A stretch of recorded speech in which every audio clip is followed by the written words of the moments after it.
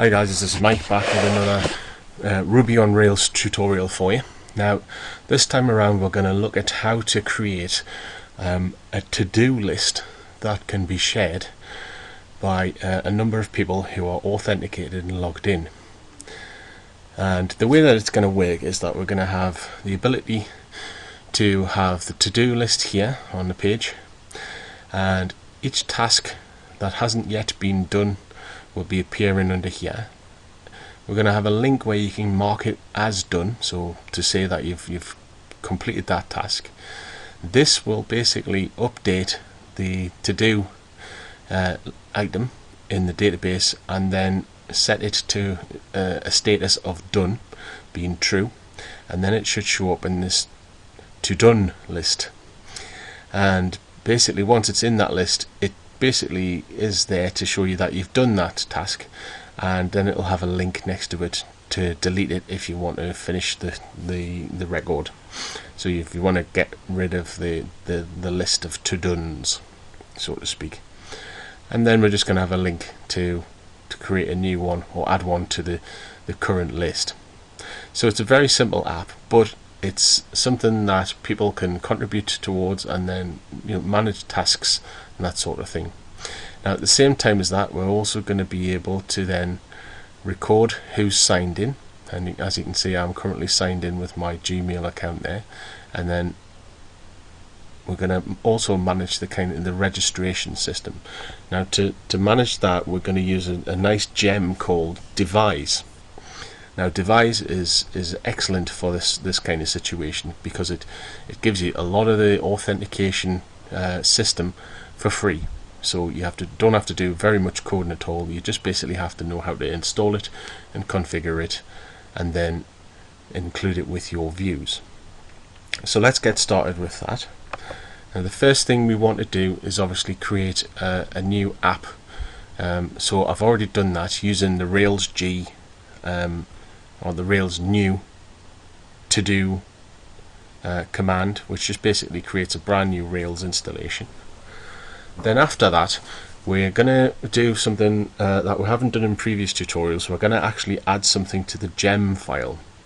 Now the gem file, if I just list what's in here, you'll see there's a gem file here, and what that does is it allows us to create a file that lists the dependent modules or gems that we need for this particular application.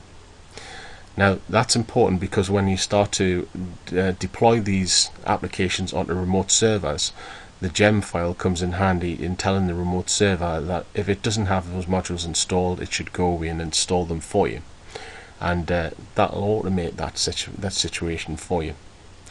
Now what we're going to do is just basically use the command line nano editor. You can use any text editor you want really. This is just for ease for me, and in there I'm just going to add in that line here, gem, and then devise in parenthesis. Once we've added that, we just need to do a little bit of command line stuff to get things to work. So the first command that we want is Rails G or Rails generate devise install. Now that command will then make sure all the modules and everything are set up for this particular installation or this particular instance of the Rails framework that we're using in this folder structure. So once we've done that, the next thing to do is then to use devise again, but this time we're going to supply it with a name of a model that we want to create, because devise has a model, a user model that it uses to store the details of each user. And basically in this command we're just telling it what should the model be called.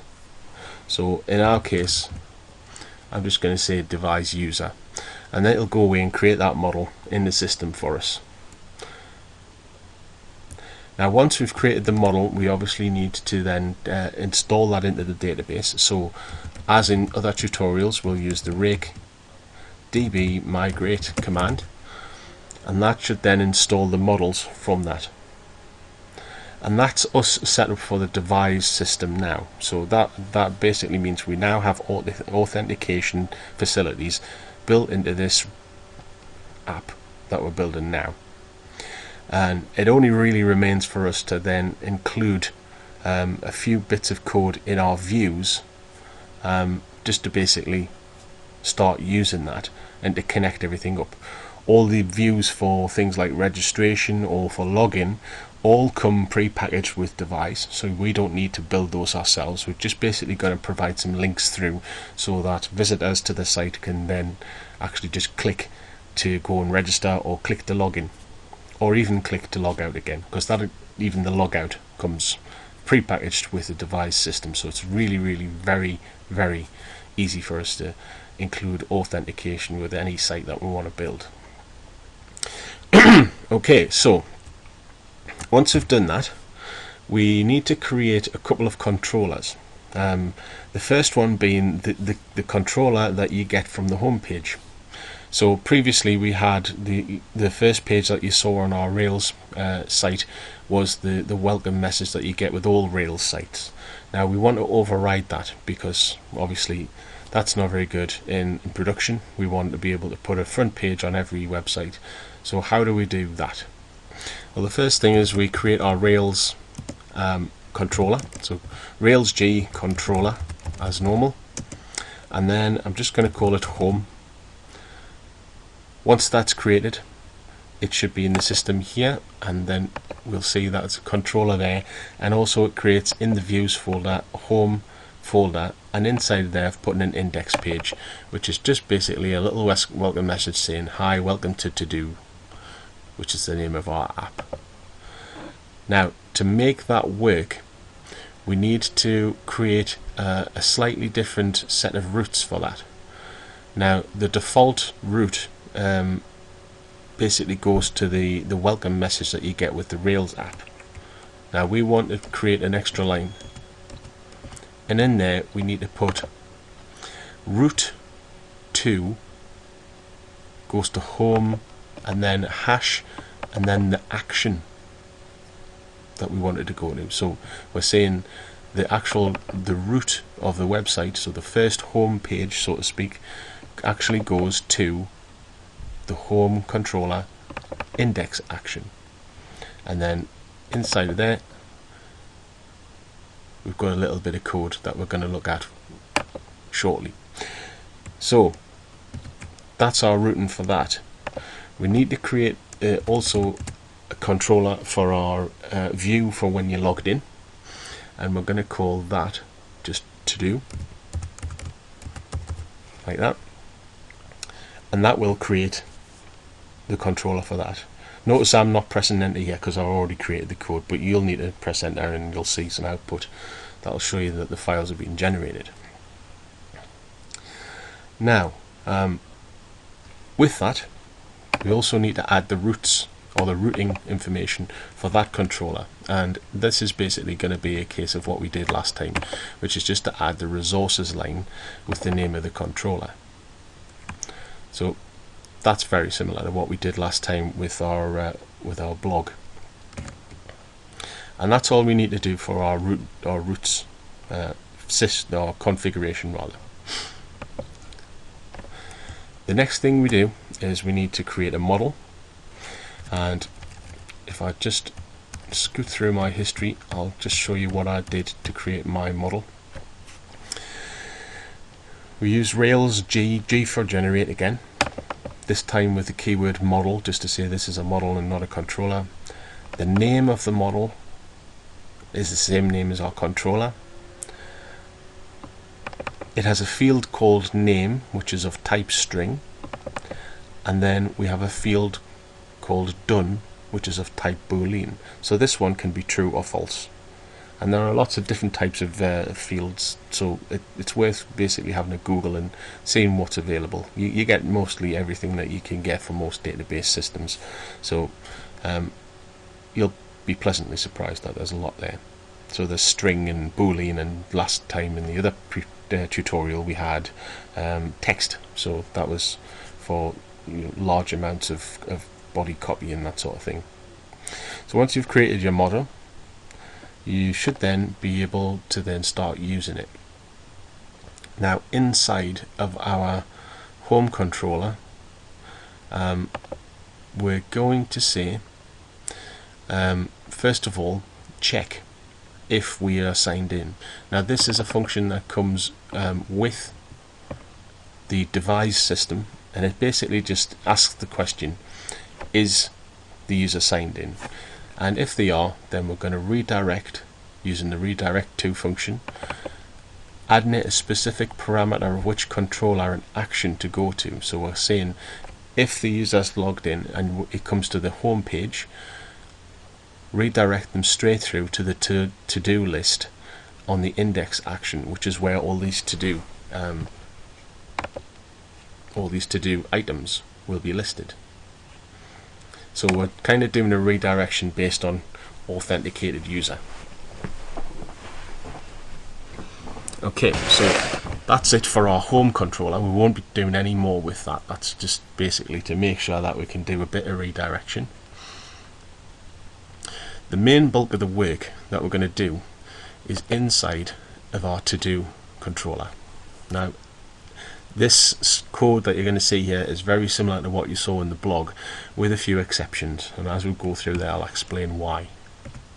The first one obviously is our index. Instead of using to-do.all, which we did in the blog because we wanted all of the blog entries, this time we're doing a filter, and we're filtering and creating two variables that will be available in our views. The first one being to-dos, and that is where the done setting is equal to false. So if it's not a done, if this to-do item is not done, then put it into this array. And then the next line is basically saying if it's true, then stick it into this one, which is the to done list. So basically you have two arrays that we're going to pass through to our index. So now that we've done that, let's have a look in the index. We're going to put the heading in an h2 tag. Then with the to-dos, for each to-do, do the following. Create a paragraph and print out the name in strong type. And then we're going to add in a link that says mark as done, and that's going to link through to the to-do underscore path. Now you might have noticed that in our previous tutorial we used the underscore path basically to pass through to the show method. Now the way we stop that showing and instead pass it through to our update function is we change the method. Now we're going to use the put method. Now the put method is then basically recognized as an attempt to access the update action in the controller. So instead of going to the show action, it'll go to the update action instead. And that's important because we want to be able to click this link. If I show you in there, if we want to be able to click this link and we want it to update the status of the record, we don't want it to show the record, we want it to update it, and then once that's changed it should start and appear underneath to done. Hence we're using the put method, because that will then cause Rails to understand that's what we mean. Right, the next section is to set up the to done section. This is very simple and very similar to the blog. With each to done object, create a paragraph, print out its name, and this time we're going to create a link to remove. So we tell it which item to remove. Then we want a confirm message for our little pop-up box that says, is it okay to remove this from the list? And then the method in this case is delete. So again, we're using RESTful methods to pass information to and from the Rails framework. So in this case, instead of using get, we're using put, and in this case, instead of using get, we're using delete because we intend to send an HTTP delete call through to the server. Then finally, at the bottom of the page, we want to add our link, add an item to the list. So to do that, we just basically do link to with the title of the text that should go on there, and then the new to-do path. Now, if you remember last week, when we did, or last time rather, we did rake routes to tell us what available routes were in there. And obviously we've got our new to-do route there. We have to-do index, edit, and the normal show, which is under the get method, or the get verb, patch, or put rather, which is basically routing through, as you see, routes through to update, and then obviously delete, patches through to destroy. You'll notice also that there's all these other routes that we have which are part of the device system. So if you want to know what's available and what can be passed, what URLs can be created, then just basically run rake routes and it'll tell you all about what device makes available as well. Okay, so that's our index done. On the controller, we need to start adding a few little extra actions to actually take care of the functionality of the page. So the next one is a new action, and again we're just basically creating an empty instance of a to-do item. And on the new view, we just add in a form like we did last time, so using form 4 again. This time the URL is to be to-do path, and the reason for that is because let me just point it out.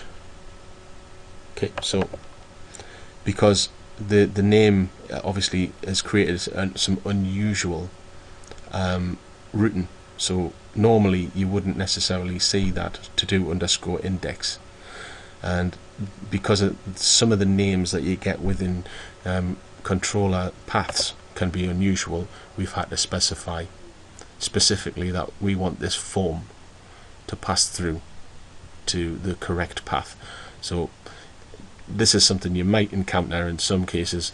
With the blog we didn't, because the blog, the naming convention that Rails established, because we called our model and our URL blog, was quite easy. But with this unusual name to do with a double O on the end, you've got an unusual situation. So if you want to override things, it's always good to know that you can stick a URL option in there, and that can let you change that very easily. Okay, so next we're just going to drop in a field name for the name field and a text field for the name field. Then we're going to drop in a hidden field, which is a new function that we haven't seen, which just basically creates an input of type hidden in HTML for the done field, and the value is going to be defaulting to false. So this is the default setting of done equals false, and then finally a submit button.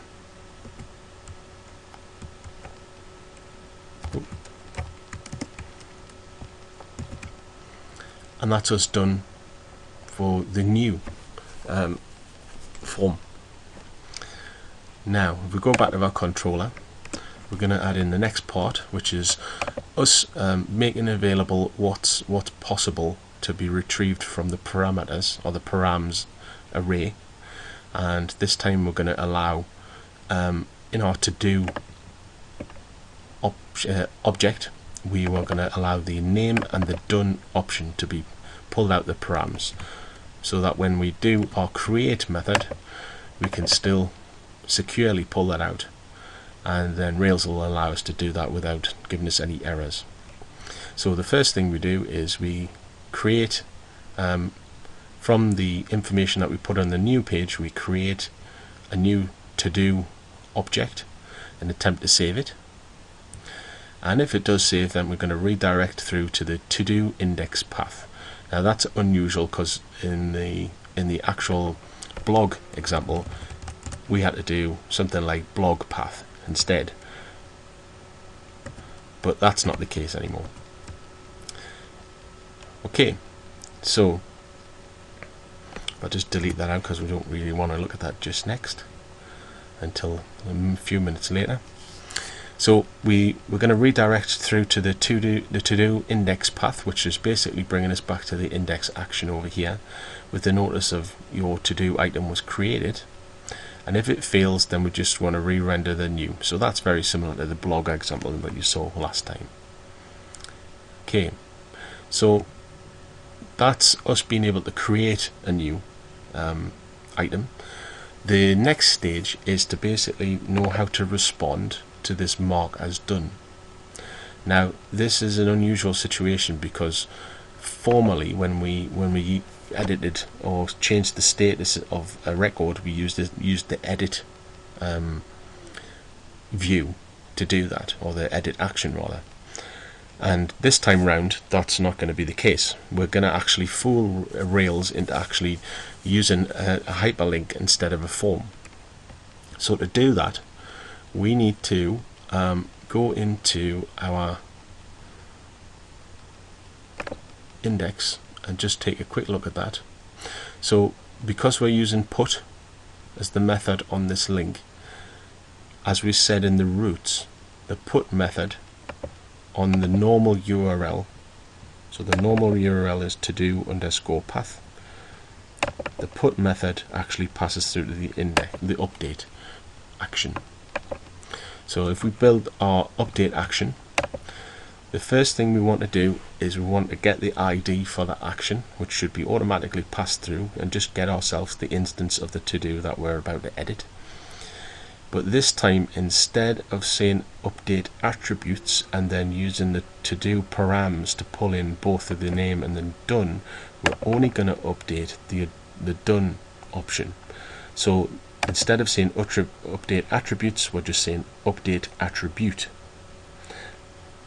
We put the name and then the value as two parameters to that, and that should automatically save that as the change in the status, but it won't touch the name of the actual to-do item.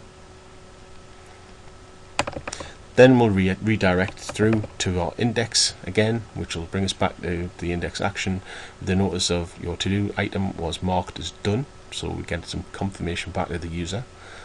And if all that fails, then we simply re-render edit, except we don't have an edit, so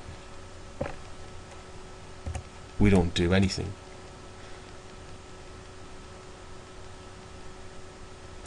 So maybe we do, but I'll come back to that in a minute. The last thing that we really need to do is just basically supply an option so that you can delete these to-do items later after they've been marked as done. So our destroy is very similar to all destroy methods that you'll come across in your first off kind of development of these apps, in that we just basically get the to-do and then we just call the destroy method on there and redirect back through to the index with a notice of your to-do was deleted. Okay, now going back to this bit, obviously we haven't got an edit, so what could we do instead? Well, what we could do is just redirect anyway, but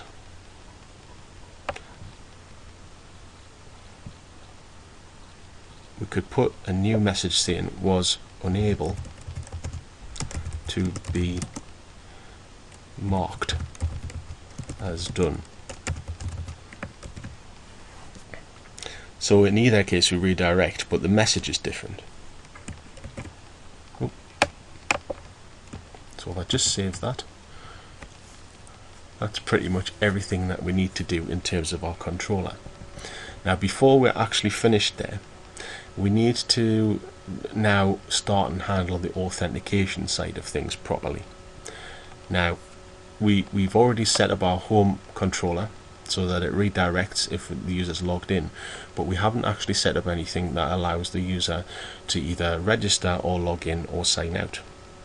Now the way that we handled that is basically by going to the main layout, which is in Views, Layouts, Application HTML, and in there we're going to add in a bit of code that just basically supplies a link at the top of the page. So it'll supply this text here saying you're currently signed in as, and your email address, not you, ? Sign out, and if you're not logged in, it'll say either sign in or register. So to do that, we need to test if the user is signed in, same as we did in our index controller, or our home controller rather.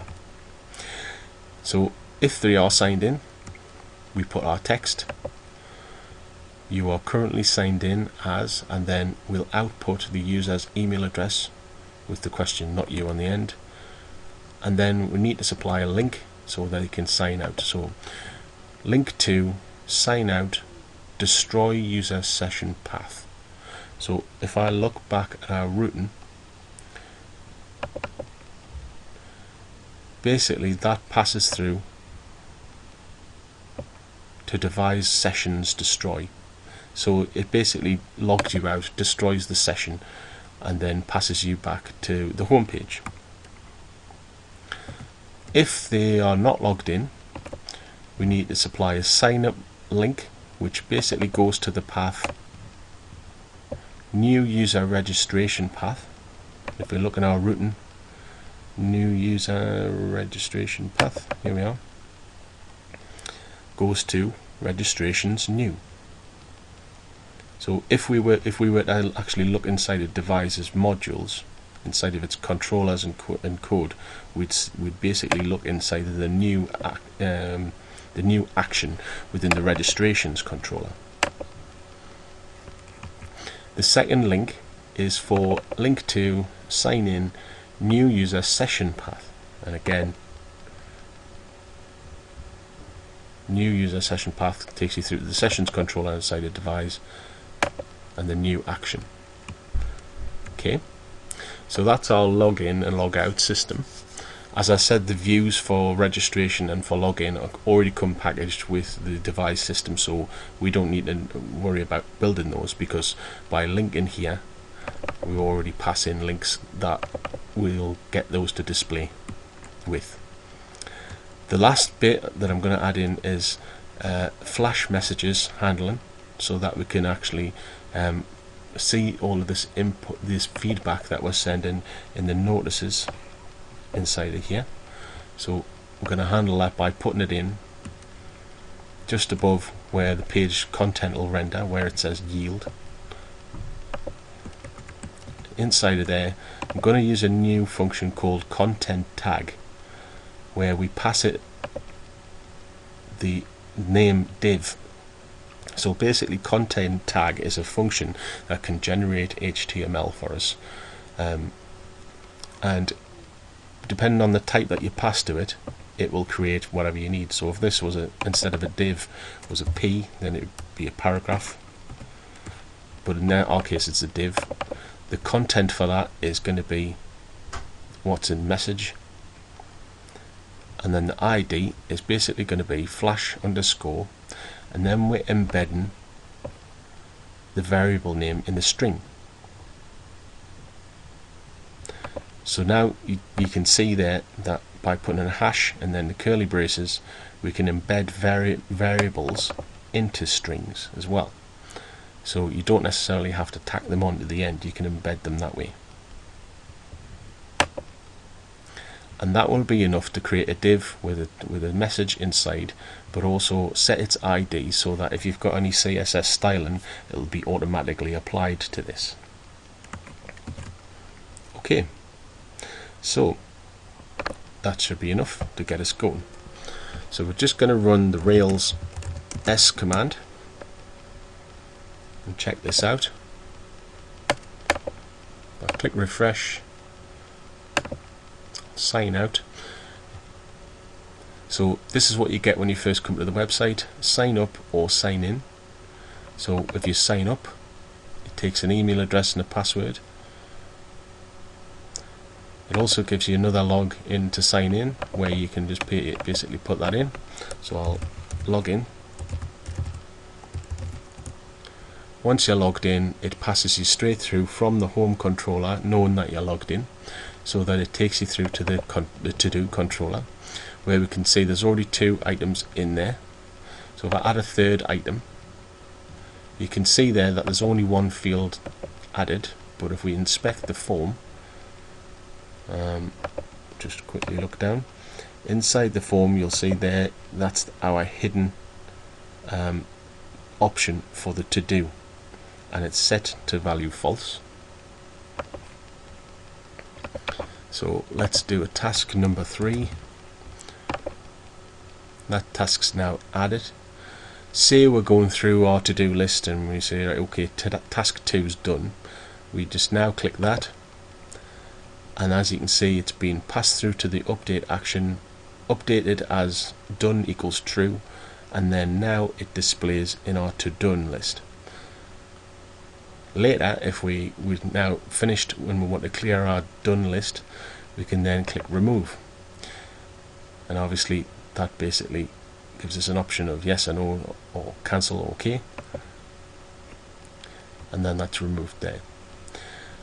Now the beauty of all of this is that that's very simple to develop, but also we've also got a password authentication system, so only allowed users are allowed to come in here. Okay, well that's the end of this first part of the tutorial.